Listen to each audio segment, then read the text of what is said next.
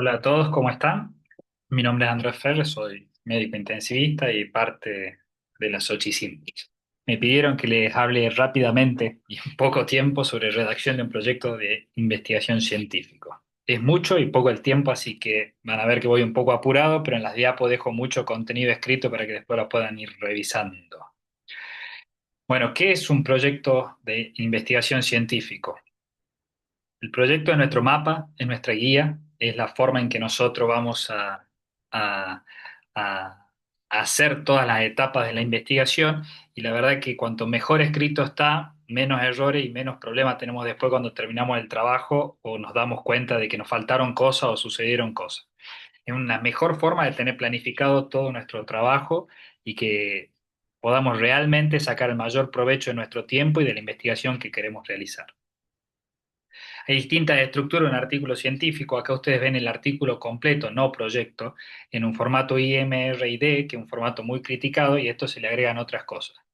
La verdad que este formato es el más cómodo, el que usamos todos. En un proyecto de investigación va título, autores, si tienen alguna dirección o no, el resumen, que es lo último que se escribe, introducción, materiales y método. En algunos proyectos te piden cuáles son los resultados esperados, en otros no. Discusión no es parte del proyecto. Bibliografía es parte de un proyecto. Agradecimiento puede ser parte de un proyecto y se pueden usar tablas y figuras y leyendas de las figuras según el tipo de proyecto que estén escribiendo. A esto le tenemos que agregar eh, los temas económicos y el apartado de la carta de GAM de cómo vamos a realizar el proyecto en general a lo largo del tiempo que este dure. No. Yo creo que la mejor recomendación que me dieron cuando empecé a escribir proyectos de investigación fue esta: keep it short and simple.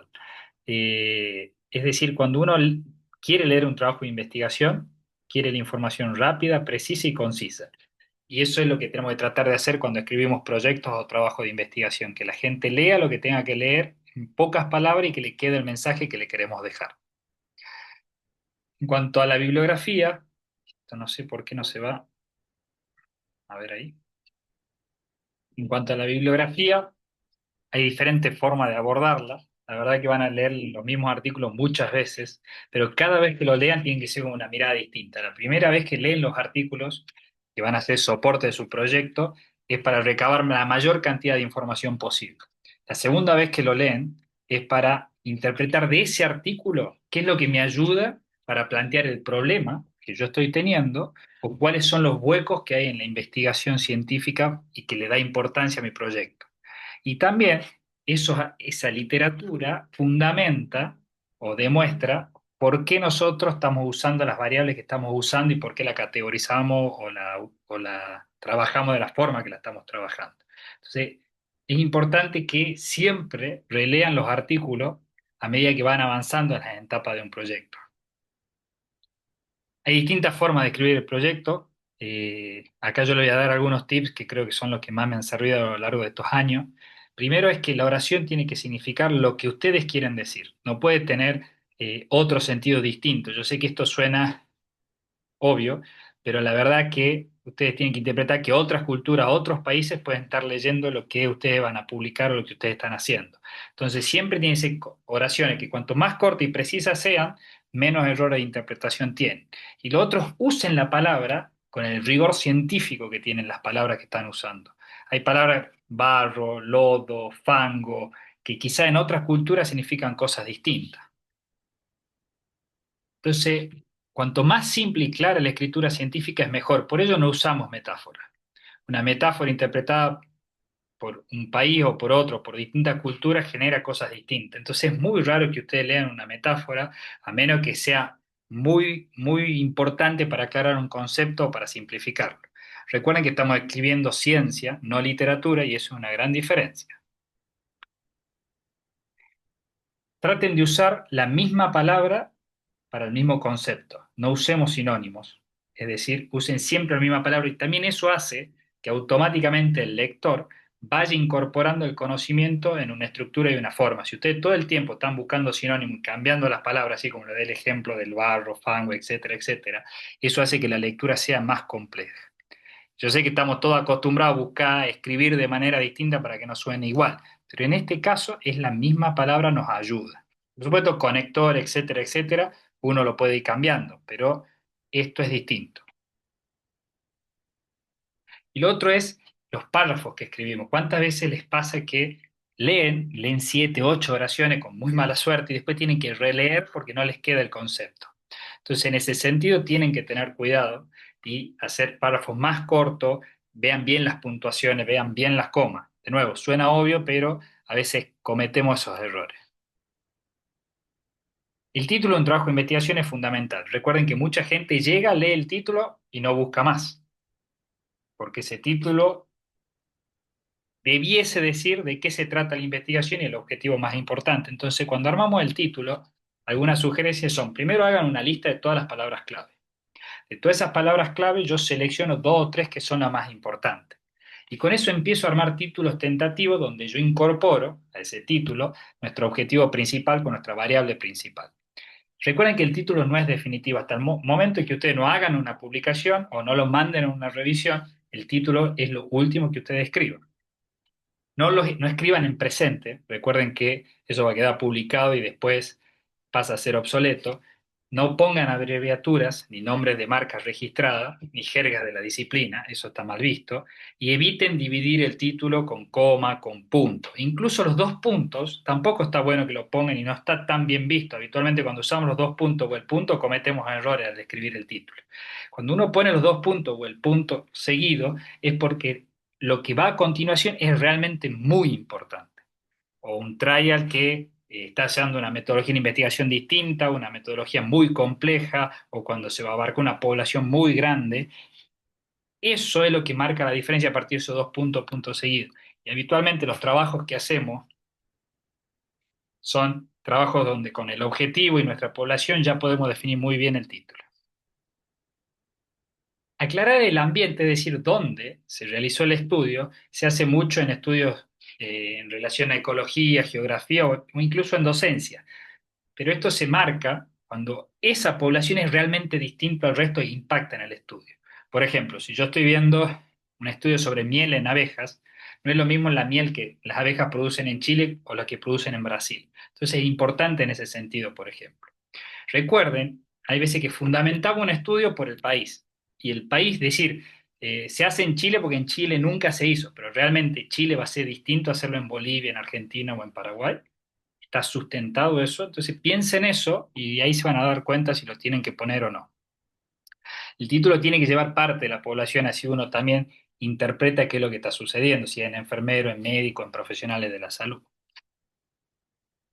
Y de vuelta, recuerden, uno lee el título y ya tiene que saber más o menos hacia dónde va ese estudio.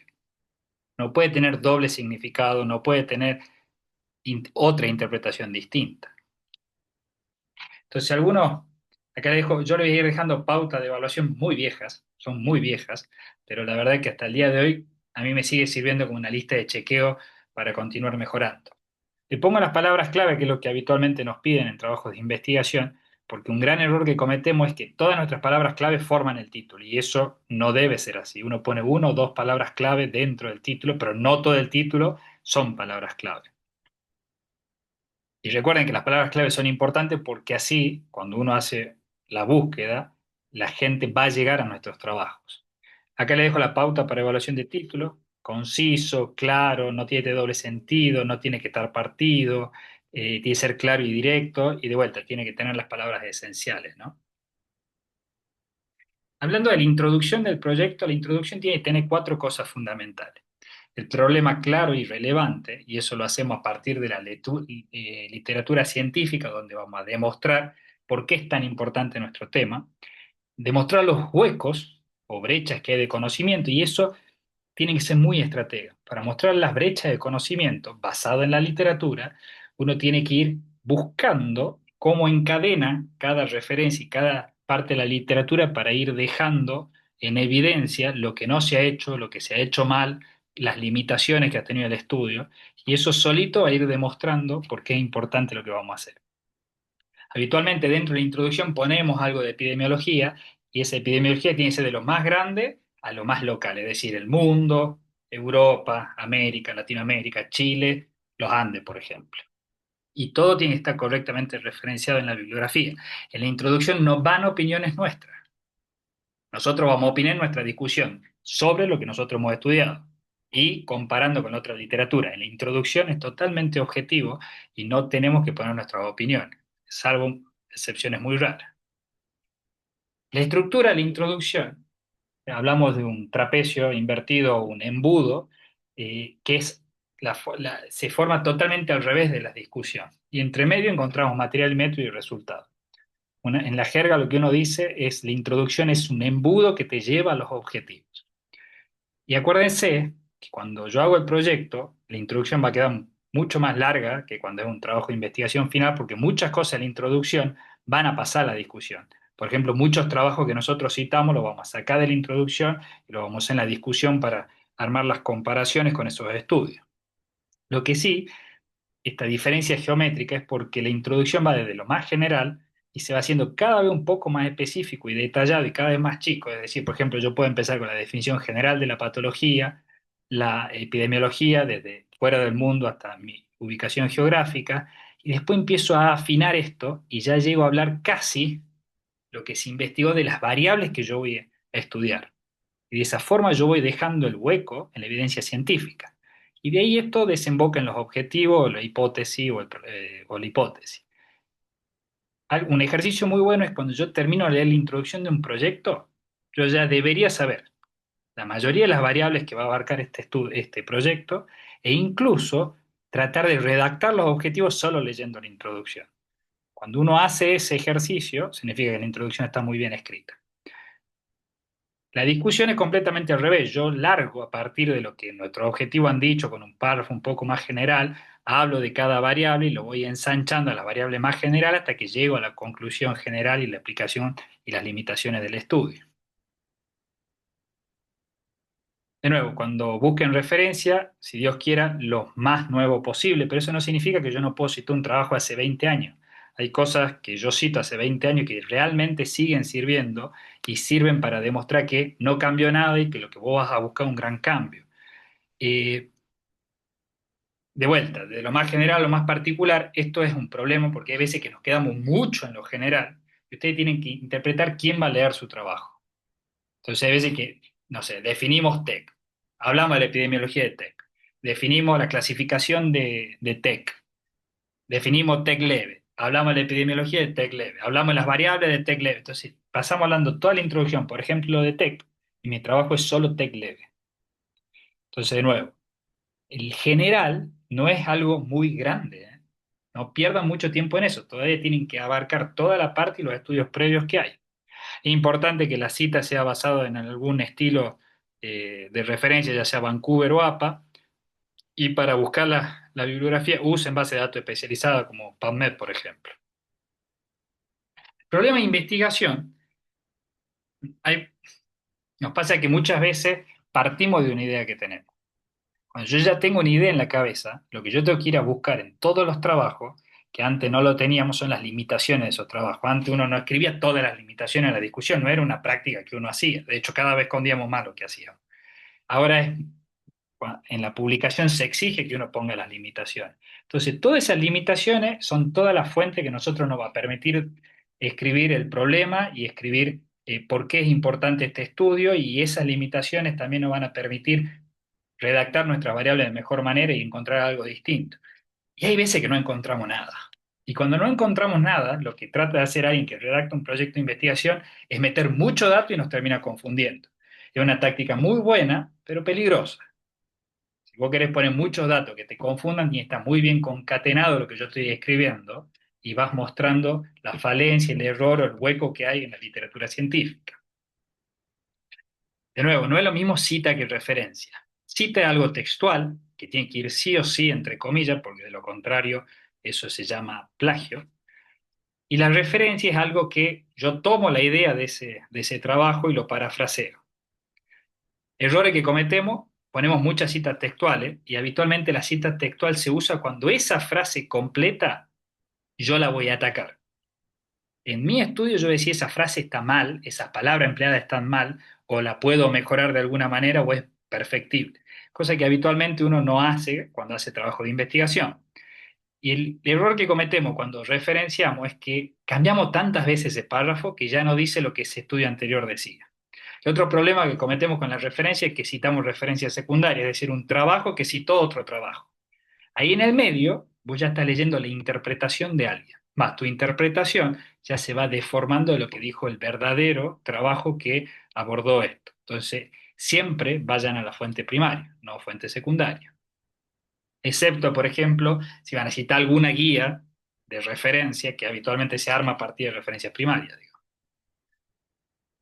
La pregunta de investigación no la vamos a abordar, imagino que en el medio del curso lo han hecho, traten de hacerlo lo más ordenado y en el proyecto, en algunos lugares te piden que redactes bien lo que usaste para armar la pregunta de investigación. En este ejemplo le pongo el sistema Picot, en otro hay otra forma, digamos, pero ya cuando yo redacto lo que voy a hacer, no pongo cómo armé la pregunta de investigación, pongo directamente la pregunta de investigación en el proyecto. En el trabajo final no va la pregunta de investigación.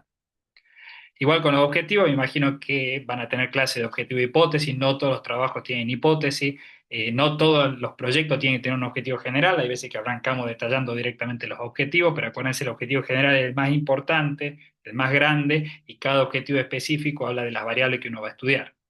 Es importante nuevamente que cuando yo redacto cada uno de estos objetivos específicos, tengan un orden que sea congruente con el mismo orden de la introducción. Si yo he podido ir abordando variables en la introducción que van dejando hueco, ese orden que yo voy citando es el mismo orden de tu objetivo específico. Y cuando vas a materiales y método, y tú redactas las variables, esas variables tienen que ir concatenado con el orden de los objetivos específicos, del objetivo general y de la introducción. Entonces el lector ya sabe qué es lo que va a venir a medida que va leyendo y con los resultados pasa lo mismo. Son tácticas para ir mejorando y haciendo mejor leído su trabajo. Entonces, al comienzo de la introducción va lo general, va la parte inicial donde yo le voy introduciendo al lector, puedo poner un poco de epidemiología y tengo que ser totalmente explícito y con las cosas pertinentes. No den mucha vuelta con las cosas generales. En la parte media es donde yo ya salgo de la epidemiología y entro de lleno a todos los trabajos de investigación previos y que van a ir detallando, van a ir abordando o dándome pie a las variables que yo voy a estudiar. De nuevo, cada cosa que yo abordo en esta parte tiene que venir con alguna referencia. Eso es lo ideal. Hay veces que no se puede y yo pongo dos o tres líneas subjetivas, pero traten de que todo esté correctamente referenciado. En esta parte es donde cuando ustedes lo van escribiendo, les voy a decir qué bueno sería tener, por ejemplo, tales datos. Cada vez que se le va ocurriendo esa idea, es una ventana nueva y una oportunidad nueva para ir a hacer una búsqueda bibliográfica, pero mucho más enfocado a esa idea nueva que se les ocurrió. Por ejemplo, no sé, eh, protocolo nuevo de tratamiento de la insuficiencia cardíaca. Lo empiezo a escribir y digo, pucha, qué bueno sería tener la gente que se muere por insuficiencia cardíaca por no estar en este protocolo. Bueno, voy y lo busco. A medida que lo voy escribiendo, digo, ¿y por qué no todo el mundo aplica este protocolo? Bueno, veamos, ¿entendés? Entonces, a medida que yo lo escribo a la introducción, van a ir buenas nuevas ideas y siempre estoy buscando en la bibliografía. El final de la introducción es lo más fácil, el párrafo que te introduce al objetivo y a la hipótesis. Por lo antes mencionado, los objetivos del presente proyecto son. Es el único párrafo que se escribe en presente. Todo lo anterior en tercera persona y no se escribe ni en futuro, se escribe en pasado. Cuando cito proyecto, Pérez Hernández realizó un trabajo en infinitivo y en pasado. No escriban en futuro la introducción porque supuestamente la introducción es todo lo que ya se hizo, excepto este párrafo. Hay dos formas de enfocar la introducción.